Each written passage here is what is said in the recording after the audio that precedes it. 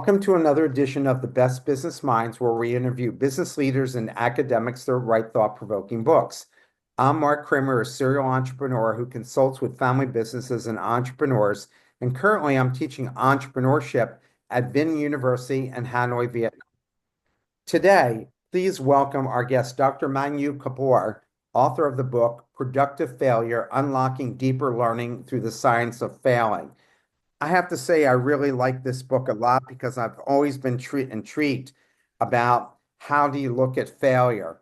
I think one of the early questions, and I don't want you to answer it yet because we're going to dive into this soon, is about how productive failure is and so forth.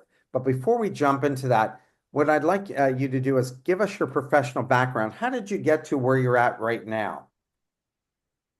First of all, thanks, Mark, for having me on the show. It's a pleasure to join you here. Yeah, so I was initially trained as a soccer player, which didn't work out because of a knee injury, and then I became an engineer. So I finished up my engineering bachelor's. Then I went into the startup world and industry. None of those seemed to work for me particularly well. Then I started teaching. I taught math in high school, which was really nice. And that's how I got interested in how does one understand an abstract concept, especially in mathematics, right? And that led me to do a master's and a PhD at Columbia in New York. Yeah, and ever since I've been a researcher looking at how the mind learns new things, new ideas, new concepts, and particularly abstract concepts, because that's the hardest of cognitive efforts that one has to make. Yeah. And for the last 20 years, I've been doing my research on productive failure. And can you tell them a little bit about your other job here in Singapore? Because that's why we're doing this so early, because you and I are in the same part of the world, and it's Yeah, refreshing to do it absolutely. at this particular Absolutely. time. Yeah. So I'm a professor of learning sciences at ETH Zurich in Switzerland. And since January this year, I'm directing their research center in Singapore called the Singapore ETH Center. And this is a center that looks at research across the spectrum of challenges that an urban city like Singapore faces. For example, urban sciences, urban design, climate and weather modeling, health technologies, resilient systems, food technologies, education and human potential, AI. So we are a huge research center funded by the National Research Foundation of Singapore to work on Singapore's uh, challenges through science. So why did you write this book? Well, it was the funny story is I gave a TED talk 5 years ago, and 6 months after the TED, which was on productive failure, 6 months after the TED talk, my agent in New York called me up and said, "Hey, I watched your TED talk, and I think this talk should be a book." And that's how the story started. Because this is a trade press book. It is not an academic book. It's written for the general audience, anybody who's interested in learning and innovation and growth. And I really wanted to, communicate the science, the latest science of how it is not success, but failure that drives learning and growth. And that's how I got around to writing this book. So I've always been fascinated by this. People always talk about failure is such a good thing for you, that you grow from failure. What's your take on that from your research? Yeah, I mean, look, if you go back to our childhood days, the way the steepest learning curves in childhood are, we learn so many physical, motor, and language and other skills in the early years, and in a very steep learning curve as well. And if you look at the mechanics there, many of them are failure driven. A child tries to do something, doesn't work, gets up and does something else, or tries it again. So in many ways, trying to explore things that are beyond our current skill sets and abilities, whether it's learning how to walk, to learning a language, to doing math, to leading a team, this is built into our DNA. We are very good at that. Except what happens over the course of schooling in many parts of the world, we get enculturated or socialized into thinking that failure is bad, when in fact we ourselves in our very early years, the strongest and the steepest learning growths are through failure-driven mechanisms. Can you elaborate on the methods or strategies that can enhance both storage strength and retrieval strength in the context of learning effectively, and explain what you mean by those concepts. Yeah, so storage, so our memory can be characterized by two kind of variables, so to speak. One is the storage strength, and the other one is retrieval strength. Storage strength simply is how strongly have you stored the information that you once encoded, right? So things that have very high storage and retrieval strength is, yes, you may have you may have that memory, you may have that information, but can you retrieve it? Or is it hidden and you can't retrieve it? Right? So things that are that have high storage and high retrieval are, your own name, your partner's names, your parents, your passwords, and so on and so forth. These are stored very deeply because you've been at it for a very long time, and you constantly get to retrieve them. So it constantly sort of makes the memory stronger and stronger. There are also things that have high storage strength but low retrieval. So calculus you learned in college, for example. Yes, it is there. You have the basis. It has high storage strength. But right now, if you try to retrieve some information, you may be, or the book you read in literature in high school. Yes, the information is there, but retrieval is hard, right? Then there's stuff that is low in storage but high in retrieval. You can easily think of situations there, people you meet, and so on and so forth. And finally, there are things that are very low in storage and low in retrieval as well, which is like a conversation or a meme that appeared on your Facebook or LinkedIn today. It's in and gone, it's in and out. And the idea to characterize the memory in these two ways, many of the way. So if you want to remember things properly, we always think that, oh, by increasing the storage strength is the way to remember something better. We always forget the retrieval aspects. And it turns out that allowing yourself, when you first try to remember something or commit something to memory, yes, you can study it, you can restudy it. The paradox is that you allow yourself to forget it a little so that you retrieve it. And if you fail to retrieve it, that actually has a very powerful charge that helps you encode the memory even better. This is what I call productive forgetting or a failure of retrieval of memory. And I think the more we start, if you want to remember things better, you almost have to start practicing, productive forgetting. Allow yourself to forget and then retrieve it. And even if you're not able to retrieve it, it still is helpful for learning. Why are we so bad at remembering? At least I am. I'm terrible at Mm. remembering names. I can remember everything about the person, but Yeah, and I can meet them 5 times and still not remember their name. right. Well, one aspect is exactly what I said. I think we do introductions really wrong. So the next time anybody here, suppose Mark, you and I were to meet for the first time, our usual sort of mode of operation is, hi, you would say, hi, I'm Mark, and I would say, hi, I'm Manu. When in fact, if you were to use retrieval, if you were to really try to remember it, you would first guess without knowing my name. Suppose you don't know my name, I'm a stranger. You'd say, hey, are you Matthew? And I say, no, I'm Manu. But the fact that you guessed my name randomly even, and it was completely wrong, and then I tell you what my actual name is, will help you remember my name a lot better. And vice versa. I might say, hey, are you Tom? And you say, no, no, I'm Mark. Okay. And that's how retrieval works, because now I've created another retrieval path to your name, Mark. Because, oh, when I met this person, I thought they were Tom, but now they were actually Mark. You see? So now there are multiple paths to remembering your name. And that's how you hack your memory, is to create multiple retrieval paths so that what you have can actually be retrieved. I have to say this has been a problem my entire life. I once read a famous New York Knicks basketball player who had Mm, mastered remembering information and remembering names named Jerry Lucas. And it was a best-selling book. mm. And I still could not ma master that. How do you propose addressing the issues of novices lacking prior knowledge to help them recognize critical features when learning new concepts? Yeah, that's a great question. But first, maybe I start by explaining what the problem here is of novices. A novice is somebody who does not have the knowledge in a particular domain. So if you want to learn math or business or calculus or physics, It's in the context of you trying to learn something new, right? Which means by definition, you do not know what that thing is. So, decades of research between experts and novices has shown that given the same stimulus, an expert sees very different things from novice. So it could be a piece of art, a piece of writing, a proof in mathematics, or an experimental or graph in science.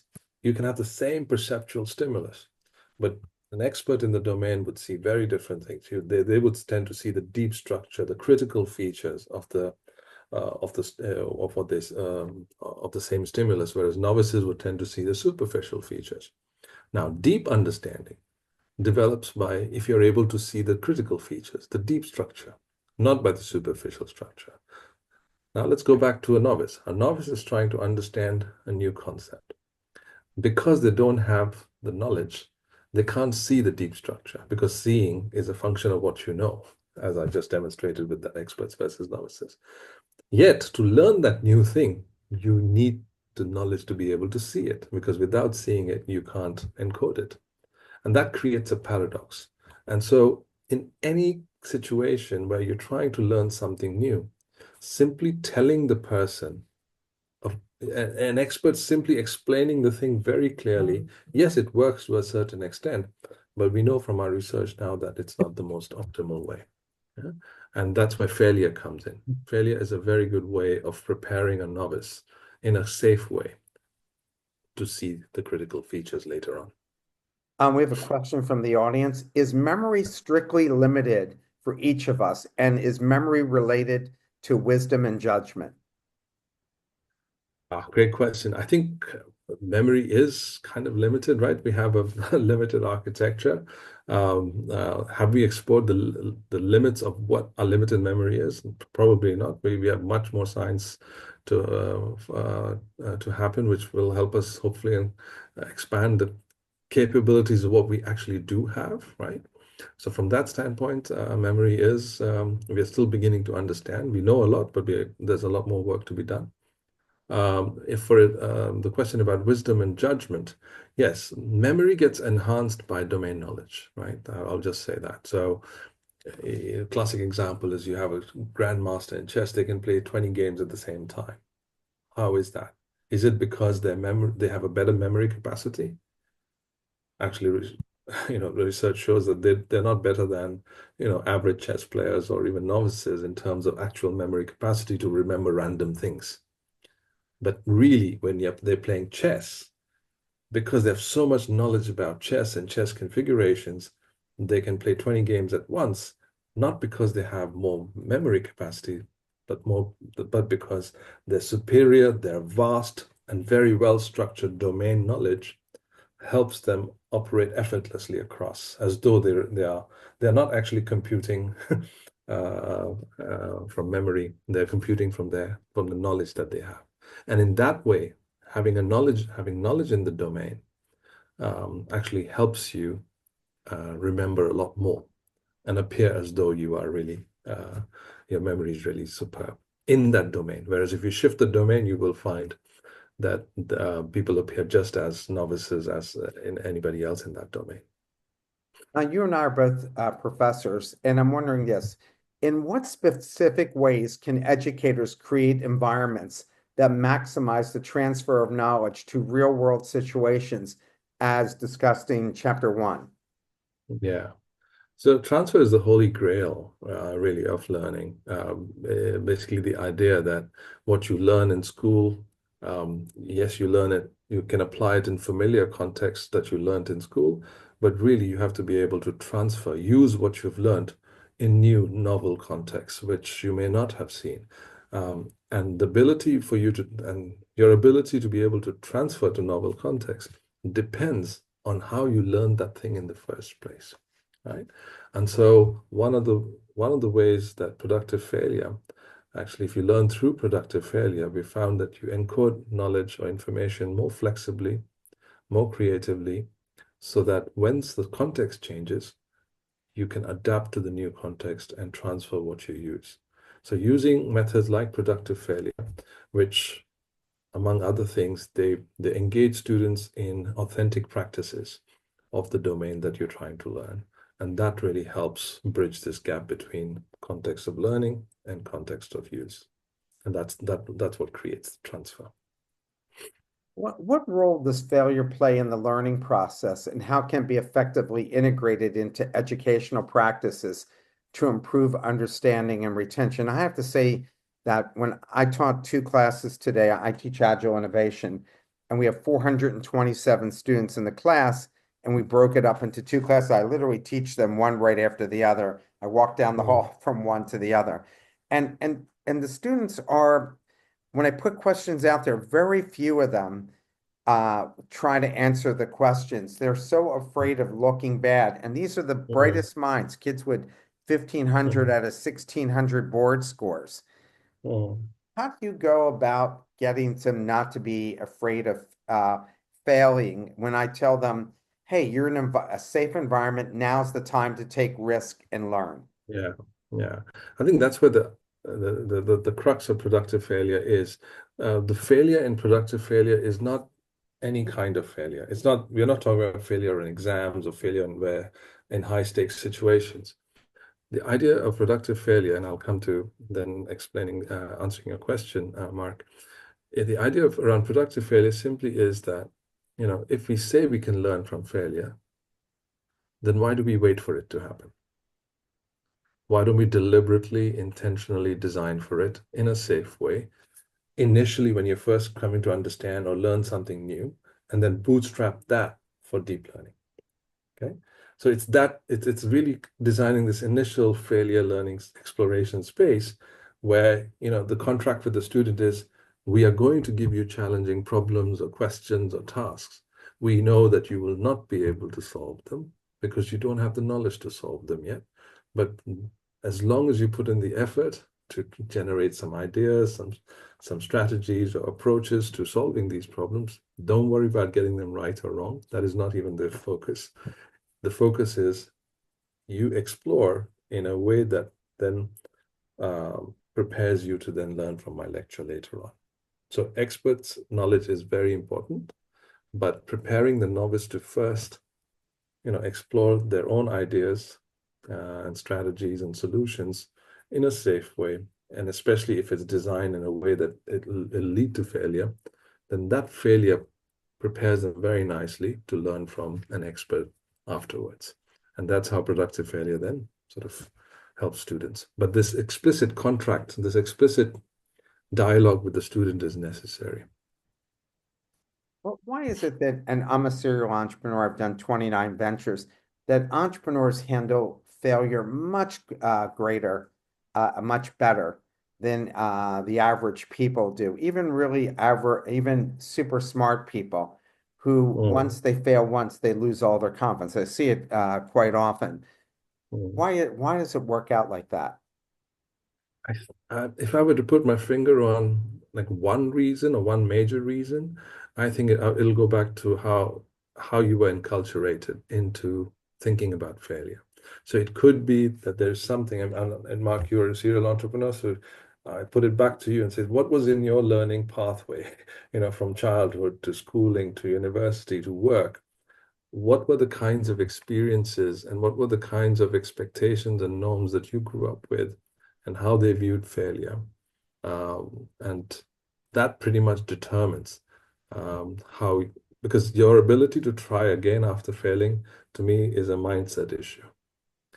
As much as it is a risk ability No, no, issue. I I mean, think that it is all we all know. mindset issue. Yeah, Yeah. yeah. So it's a mind, it's also a very deeply a mindset issue. And mindsets are cultural artifacts, right?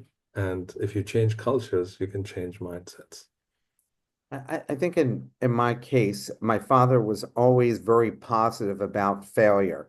That Mm, it's he had his own business, my grandfather had his own business. It's just a mhm. part of life. You dust yourself off because there's Yeah. no upside to quitting.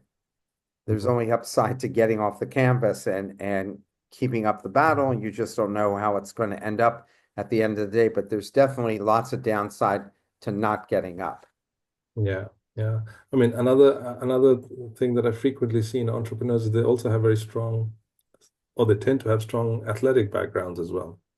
I played all the sports. It's funny you should say Yeah, that in yeah, America because Americans, as you know from being there, are so sports oriented, and every saying revolves around sports. Our whole culture, our yeah, seasons, everything revolves around that. yeah, And we look up to the athletes who do get off the canvas, hence why the Rocky series was so popular um, yeah, for forever.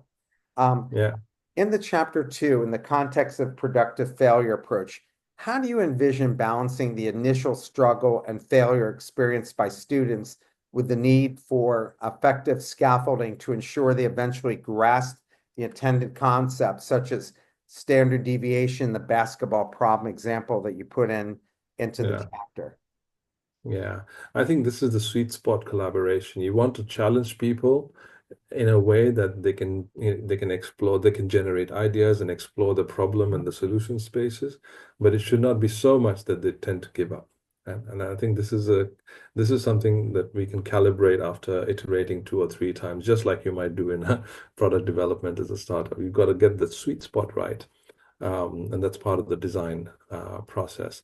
Again, it goes back to setting also the right norms and expectations. I think a lot of times people give up is because they feel they're not able to, that they feel that the goal is to get to the correct answer. And to the extent that people have this expectations, they will give up a lot faster than if the goal is explicitly stated and emphasized that the goal is generating ideas, even if you do not get to the correct answer. And so by changing the norms and communicating them properly, I think you can increase the persistence level of people engaged in productive failure. You mentioned that students often generate multiple intuitive solutions that are incorrect or Mm, suboptimal before mm, arriving at the canonical mhm. solution.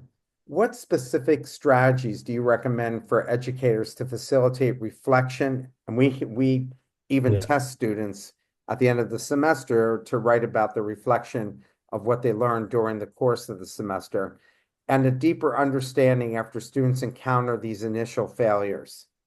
yeah.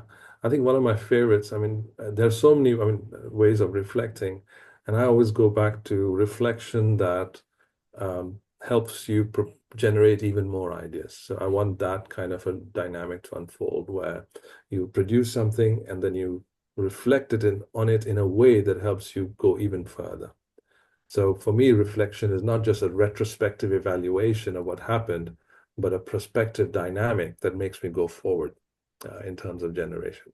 And in failure, we do it this way. So say you've given a math problem and you generated a solution, which was either incorrect or suboptimal. And one simple thing that helps a lot of people is can just asking them, can you explain your idea? Okay, so this is the lowest hanging fruit. Explain it. And many times, when people just explain their idea, they have, it's like the preparing to teach effect, is that just when you explain the idea, you get more ideas just as you're explaining. So that sort of is a very generative reflection in and of itself. Second, I is the counterfactual reasoning reflection. So if you've got an idea, even if you think the idea works somewhat, there's some validity in it. The reflection I want you to have, the question I want you to think about automatically is, when does my idea fail? Under what conditions, under what context would my solution or my strategy not work? We are very good at proposing strategies for a given context, but it's much harder for us to really push our thinking to ask ourselves, okay, here is my strategy. When does it not work? Are there situations? Can I define situations and contexts where my strategies would fail? And and I tell you, that is so powerful with students, and not just with students, even at workplaces. It really propels people to think harder and also generate even more robust solutions to the problems or the projects that they have. So these are the two things that, I mean, there, as you know, in reflection literature, there's a multitude of things. I just take it very simply to two things: explain and explain your idea. And the second is hack your idea. By hack, I mean can you fail it? Can you find a situation where your idea would not work? So those are the two things I try to get anybody I work with just as a habit in whatever context or domain they're learning. I think that's typical thinking of an entrepreneur, that we ask the students when they've come up with ideas to do exactly what you suggested there. Yeah, And that makes a lot of sense. In yeah. your exploration of the 4A's mechanisms, and you have to explain what that is, that drive productive failure, how can educators effectively create an environment that not only encourages students to embrace failure, but also facilitates the transition from the failure into productive learning experiences? Yeah. So I think the secret is in the 4 A's. And the 4 A's that I talk about are activation, awareness, affect, and assembly. So activation is the idea that, if you want some people to learn something new, you must activate their prior knowledge, right? And failure is a very good way of activating, if you can imagine. I mean, one way to activating is, Mark, what do you know about this concept? Okay, that's a very superficial way of activating something. Yes, it does activate, but that's a very superficial way. But if I give you a problem which is designed for you to explore, but you will fail, that is a very strong form of activation, because then I've made you, or I've afforded you the opportunity to, generate 2, 3, 4, 5 ideas, all relevant to the problem, but they did not work. And so I've activated a whole bunch of knowledge that you have, that you probably even didn't think that you had, that is relevant to learning the new thing. So activation is key. Next is awareness, right? Awareness is the idea that once you've activated the knowledge, you know the limits of what you know, which means there's a gap between your failed or suboptimal ideas and the correct or canonical ideas out there that the expert is. And we've shown in experiments that just awareness of this gap is actually a very strong mechanism for learning. Because what this gap makes you do is you want to bridge that gap. And that brings in the affect, so your interest in finding out what the correct solution is, your interest, your engagement with the material, your motivation to learn from the expert, they all change. And so if you've got the learner activated and the learner is aware of the gap, and the learner then has the affective state to bridge that gap, if at that point an expert or a mentor or somebody who knows, a domain expert, basically comes in and assembles the ideas into the correct form, the correct knowledge, then that makes the failure productive. That's what turns the initial exploration, the initial awareness, the initial affect to want to learn into something that is productive. Because without the assembly by an expert, or together with an expert, this would just remain failure. This is a question from the audience. Very Yeah. interesting ideas. Thanks. How does your concept of productive failure compare or contrast with the idea of PTG, post-traumatic growth? The idea that obstacles in life are one side painful and unaccountable, but provide an opportunity for gaining new skills and perspectives. So why not seek and plan obstacles like seeking failure? Yeah, so it is in many ways. It's amazing how many different domains have found complementarity with some of the key mechanisms and the underlying productive failure. In PTSD recovery or therapy, one of the mechanisms they use is to relive the trauma so that you can, in a safe way, so that you can then learn how to deal and adapt and come out stronger. So totally consistent ideas. And there are many other fields. In fact, if you watch my second TED Talk on how failure drives learning, that is exactly one of the cases that I put forth and discussed in that talk. So I totally agree. What productive failure does is you want to design the failure, but you want to design in a deliberate and safe way early on in your learning, so that you can, activate, make you aware, and have you the right affect so that an expert can then help you assemble. It's that intentional and deliberate design early on when it's safe for your deep learning. That's where productive failure is slightly different, instead of waiting for obstacles to happen or, life to happen. So that will automatically happen. But the logic here is if failure can be powerful, then we shouldn't be waiting for it. We should be deliberately designing for it. Productive failure offers you a design framework and an underlying science as to how and why it works. In the discussion of failed generation effect, you mentioned that incorrect answers can sometimes lead to better recall and learning outcomes. How can educators effectively implement this concept in the classroom setting without discouraging students who may feel embarrassed by incorrect answers? By the way, I think you know this. This happens all the time, every Mhm. day, Yeah, especially the smarter, the more fearful they are of embarrassing themselves. yeah. I think one is again the mindset, setting the expectations that we want the incorrect answers because that's good for learning. And B, if people are uncomfortable, you can make the exercise anonymous.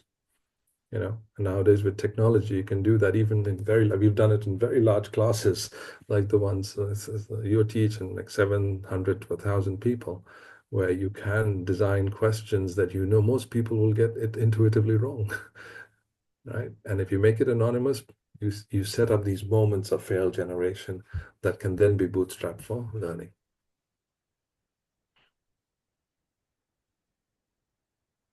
Given the significance of activating prior knowledge for effective learning, what strategies or techniques would you recommend for individuals learning entirely new subjects or skills for which they have little to no prior knowledge or that they can even draw upon?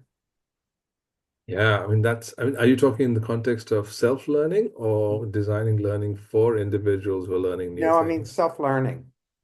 Yeah, self-learning is a hard ball, and I dedicate a chapter in the book. The last chapter, the second last chapter, is actually on that. How do you use productive failure to design for yourself? And it's again trying to. One of the first things you need to do when you're learning, learning something new on your own, is what I call to learn to enter the failure zone, right? And that is the idea that if you take on a task and you can do it successfully, that's great. You already have that capability. Then you take on a slightly harder task and say you can still do it successfully. Okay, very good. The learning happens when you take on a task and then you're not able to do it successfully. And that's failure, to not be able to do something successfully or to a certain standard.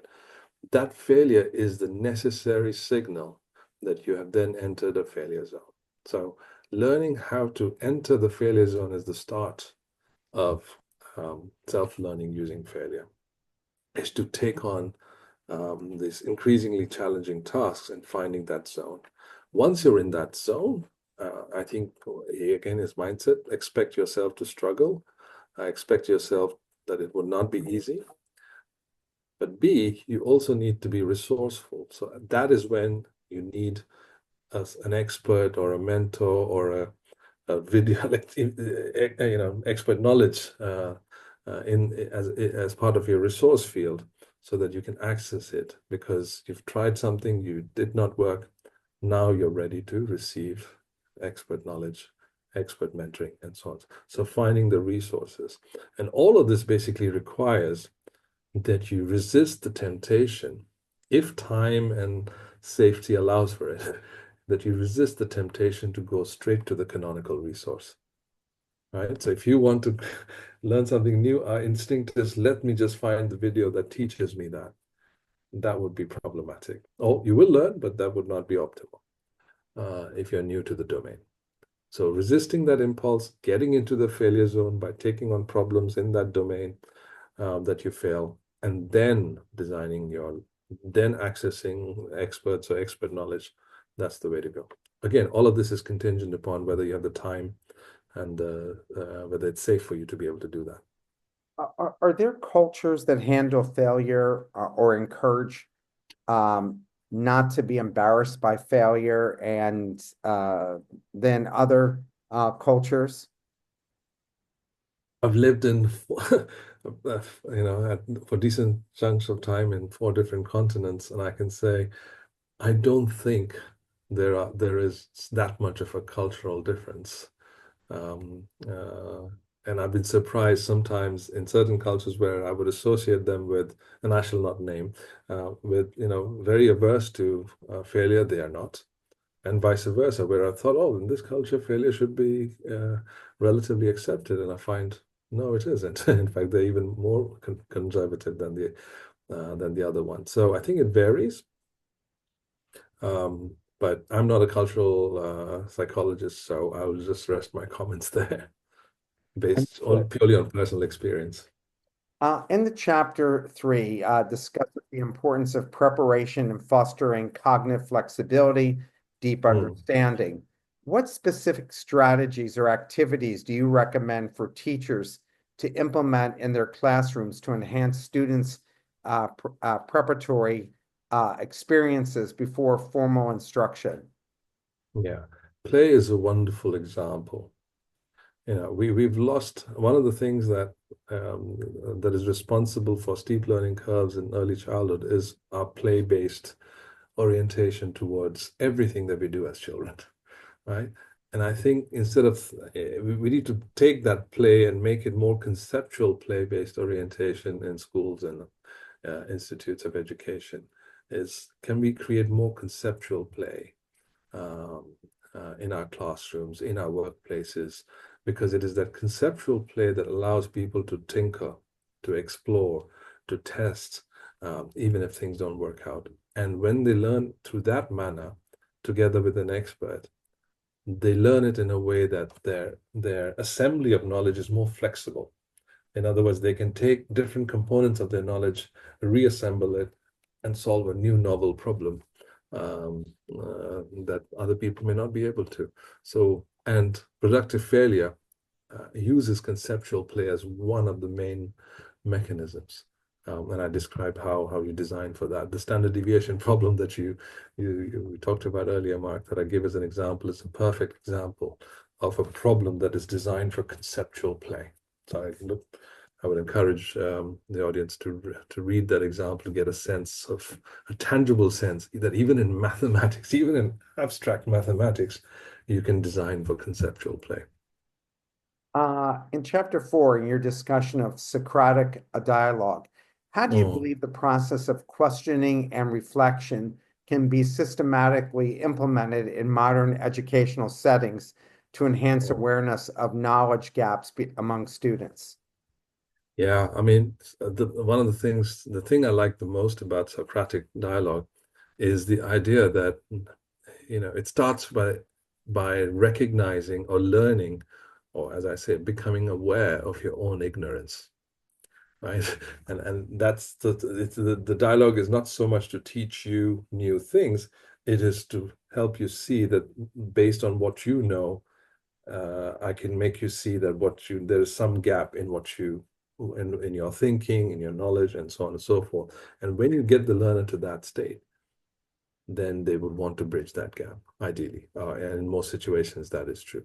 So, how do educators, and this is not restricted to educators, you can be a parent, you can be a teacher, you can be a leader, a manager, whatever, you know, working with people and questioning in ways that help them unpack their own assumptions, see the boundaries of the applicability of their ideas, see the limits of their own knowledge, getting people into this zone, this awareness, and this is an example I gave in the awareness chapter, is building the awareness that there is a gap is something that we do not deliberately or consciously put a lot of effort into. We so quickly go on to what the correct thing is. Let's just get there. And if we were to just, no matter what the learning context is, if we were to just delve a little bit more, be a bit more deliberate about developing this awareness of a gap, which a Socratic dialogue does so well, then we would just derive so much deeper learning if we were able to do that. But it's a hard skill. Socratic dialogue is a hard skill to have. Yeah. Your research indicates that experiencing awe can increase awareness of knowledge gaps and stimulate interest in science, which is a huge problem, I guess, for many countries, but especially the United States. How might educators effectively incorporate experiences that evoke awe in their curricula to foster a curiosity about the world. Yeah, I used to love watching the History Channel and the Discovery Channel as one of those were some of my favorite channels, and I think yeah, exposing students to or exposing people to uh, contexts or situations or phenomena where they just go, oh, I think that could be the starting point of many new learning situations. So again, resisting the impulse to go directly into what it is that the content you want to teach, but doing a bit more preparation, doing a bit more, like before you seed the ground, you prepare the ground first, right? The gardening analogy. So it's the same here. You need to prepare the soil first. And one of the ways in which you prepare is creating a sense of awe about whatever it is that you're trying to learn.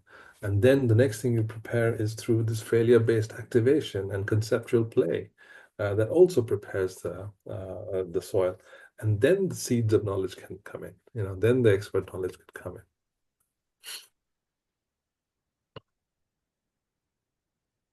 Um, you illustrated the contrasting effects of high confidence versus low confidence errors on learning outcomes. What implications do these findings have for how assessments and feedback should be structured to maximize Mhm. learning in educational settings? Yeah, that's a great question. Assessment is a big thing. And only in research context have we started measuring confidence measures of students, answers that students give. Right? We normally don't do that in any of the standardized tests. We don't ask students how confident are you about this, right? And all the tests are also designed that the feedback, if any, comes much after the testing is done.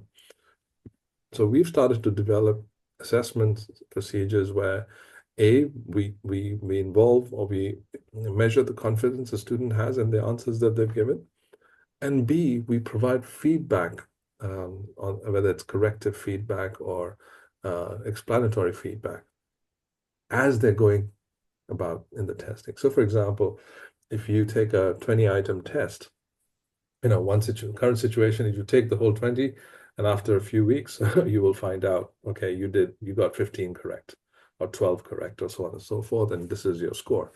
But what if we started designing assessments, dynamic assessments, where, okay, you got 12, they say, okay, out of 20, you got 12 correct, and here are the 8 ones that you did not get right, Mark. Would you like to reattempt them? Now, just the knowledge that you did not get something correct, that is information that makes you adapt, in the next steps. And just seeing how a person uses the information that these are the questions they got wrong. How do they use that information to adapt and re sort of attempt those questions? It's a very important skill set, right? How do you deal with that? And say they're able to correct three more, and then there's still 5 left. And then in the 5, we say, well, in these questions, here's why you got it wrong. We give them some hint or an explanation. And then we say, okay, now would you like to correct it? Again, assessing how students adapt to the feedback, even in a testing situation, are skill sets that we don't measure, but these are skill sets that are so important in life, right? So there are ways of designing these into the assessment regimes, but we just don't do that very well at the moment. Here's a question from the audience I think is very interesting, and it also deals with a technology that I'm interested in your comments on related to how to work on your ability to handle failure. Can Socratic method be implemented successfully via conversation with AI technology? Yeah, it will require a very good training data set. The AI, anything, large language models are great, but if you can train them on high quality domain data sets, then I think that's where their real power is, as far as from an education standpoint. So if you can train them on very high quality Socratic questioning data sets, then I think it would be possible to implement the Socratic dialogue with, and this is something actually we are developing. One of my PhD students is actually working in the context of math um, uh, dialogues around math problems. So we know the great potential there is, and we are exploring that. But I think the trick is really in the quality of the data, the training data. In chapter 5, you discuss the effective dimensions of learning how the lens of Zeigarnik, I hope I pronounced that correctly, Organic. um, affect the need for closure, particularly in relation to how failures can motivate learners to persist in their quest for understanding. Mm, Considering the strong emotional responses observed in the readers of Dickens' serialized storytelling, how can mm. educators effectively apply the principles of serialized narratives and the effective boosts? Yeah. So, and the cliff, this is what basically failure does, is that when you try a number of solutions and they don't work, you're left at the cliffhanger. That's what I call a cliffhanger, right? You're at a cliffhanger. It says, okay, it's like I need closure here. And that's what sort of failure-driven problem solving or activation does. And if people teachers were to use that method, they actually create precisely these moments where students get one episode, then the next episode, and the following episode, and then they're left hanging for the correct sort of solution to the problem. And that's how we build APEC. Also, when you have already invested effort into developing at least a few ideas or solution strategies to a problem, that's where the able comes in, the motivational levels that I talked about, the able 1, 2, 3, 4, affective boost levels 1, 2, 3, 4. And the first affective boost level is simply the sunk cost fallacy. Sunk cost fallacy is something that we think of as a negative thing. We tend to hold on to our losses far longer than we should, right? Because we've sunk cost into that effort. In the context of productive failure, that's a good thing. You have sunk cost as effort into trying out to solve the problem. That is a very motivating aspect to continue to hold on to that, to then learn from an expert, to find out what the correct thing is, so that there is closure. So that's the level, that's the basic level of sort of the motivational ladder that one needs to climb. Then you have, there are other levels. Merely having a start, you don't even have to sink a lot of cost into it. Merely attempting one solution or two solutions already actually is very motivating. So the example I give in the book is, if you want to, if you have a goal of swimming 20 laps every day or running 10 kilometers every day, there'll be days where you just don't want to do that. The inertia against doing that would be very high. And I said, what if you just tell yourself, I'm going to get into the pool and just swim 1 lap. And that's it. That's my goal today, and I'll be happy if I can just do that. And guess what happens? Once you do the 1 lap, you're in the pool, invariably you're bound to continue. So taking that first step, a very small first step, is an incredible motivational hack that makes you want to do even more. And then comes the goal gradient effect, which is the idea that the more you do, your motivation to complete gets even greater and greater, right?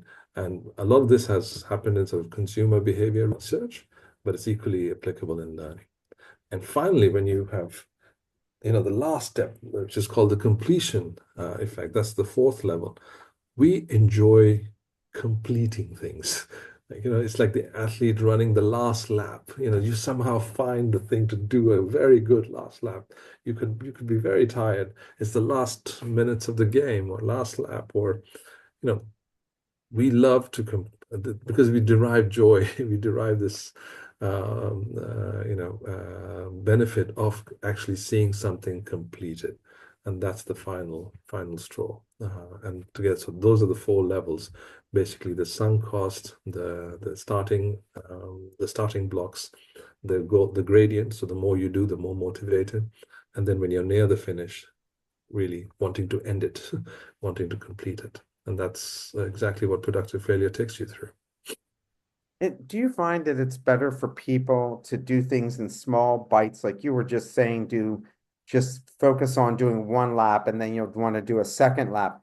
Because when Mm, people take on too much and it mm, doesn't work out, that seems to be more crushing, right? Than if they exactly. just um, set up a goal that makes them stretch a little bit, but not stretch so much that they break. What's your take on how to reduce that feeling of failure, Mhm. and how they should go and tackle problems, even big problems? Yeah, I mean, turning them into smaller problems, moving the goalposts to hack your motivation, it's very well documented. And I think that's why I say every long journey starts with the first step. Um, you found that negative emotions like shame and anger can actually enhance problem solving and deep learning within the context of productive failure. How can educators create a safe and supportive environment that allows students to experience and leverage these negative emotions without causing them to disengage or feel intimidated by their learning challenges? Yeah, I think there's a common mindset in the learning sort of arena is we should always try to make learning happy and fun and easy. And I think if you just, I don't need to tell you the science, but if you just think about what are some of the things that you learned deeply, whether it's a sport or music or math, whatever it is, or language, chances are that there were emotions, the strong emotions involved, both positive and negative, not one or the other, but both. Right. So the idea that only positive, we need people only need to feel positive emotions for deep learning is actually not very well supported, both by our experience and by science. Yes, some positive emotions are correlated with learning, but not all positive emotions are correlated with learning. Some negative emotions are not correlated with learning or even bad for learning, but other negative emotions can be good for learning. It depends on how you design that safe space within which people experience that. So that brings in productive failure. In productive failure, when you're trying to solve a problem which is designed in a way that no matter what you try, it's not going to be able to, you're not going to be able to solve it, it can be frustrating. You can get anxious, you can feel shame, but when you make a little bit of progress, you can also feel good about it, right? And we've seen that, we've analyzed this together with my PhD student at the time. We've looked at the emotional roller coaster and we found that, not all positive emotions are good for learning, not all negative emotions are bad for learning. And Uh, so, as teachers, as educators, we should not be discouraged or we should not shy away from designing these spaces where people need to struggle a little bit and provide the support as we go along. I mean, I think there was a whole generation, and I'm 63, so I think it kind of started with my Mm. generation as parents, where we wanted every kid to get a trophy, so everybody felt good just for participation. But yet, I Yeah. think that's weakened kids' ability to handle failure and adversity. What's Mhm. your take on that whole thing? Because when I was younger, um, the parents didn't care so much. Hey, failure is a part of life. This is what it is. But then the Mhm. whole generation looked and said, you're not even rewarding people for giving their best effort. Yeah. And then it went too far. The pendulum swung too far. So what's your take on that? Exactly that. The pendulums, I mean, on the one end is you only award the winners, the ones on the podium, right? On the other, you award only effort, so everybody gets it, right? And I don't see effort and outcome as opposing each other. I think we should be able to design award systems or reward systems that award both effort and outcomes. I'll give you a very clear example in a learning context, and this is comes from the choice literature. The kinds of choices students make, the kinds of courses students may take, and why effort is so important. So, suppose you're a smart student or you're just a student and you're designing your course through your college courseway. You know, you can be a straight A student, but if I look at your grades, if I look at the courses, it could be that many of the courses are easy courses Right. historically, right? Another student could have a slightly low GPA, but if I look at them, Say, oh wow, this person really took on challenging courses. Yes, they did not get A's throughout, but the courses that they took were really hard.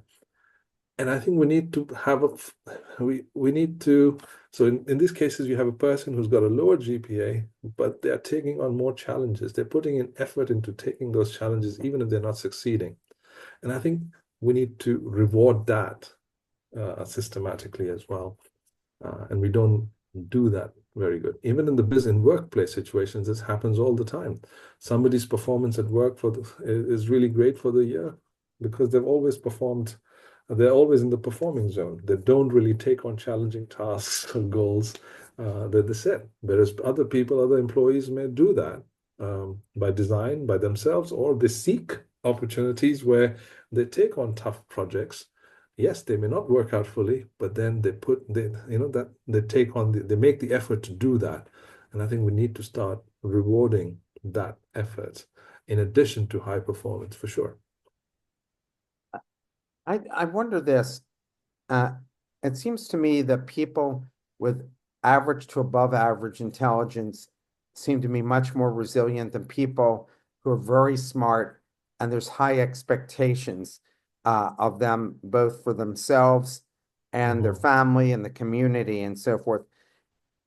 How could really very bright people manage to, I guess, humble themselves by realizing that failure is just part of life and not be crushed by it? Mm. It's by but it's through the experiences, right? It's by taking on if you're good at something, you tend to do more of that something, which makes you even better at that something, which means that it limits what other experiences you could develop. And failure, learning how to deal with failure, the only way to learn how to deal with failure is to experience it. It's like you can't learn swimming just by standing outside the pool. You've got to jump. You've got to try swimming. You've got to get in the water, and only then would you learn how to swim. Even that is not sufficient. It is a necessary condition. So same thing with failure. For these high performing kids or high achieving students, how do we design these failure-based experiences in a safe way is the I key. And you can do a learning audit across the curriculum. And if you find that you have not given any opportunities to the best and the brightest to fail, then I think you need to change the curriculum. this is kind of sports related, but I've always been fascinated by this, and I'm hoping you can shed some light on it. There Mhm. was a fighter, she was a world champion fighter, and she fought someone, and that person kicked the crap out of her Mhm. and knocked her out in 8 rounds. And six Mhm. months later, she came back and won, beat Mhm. that same person.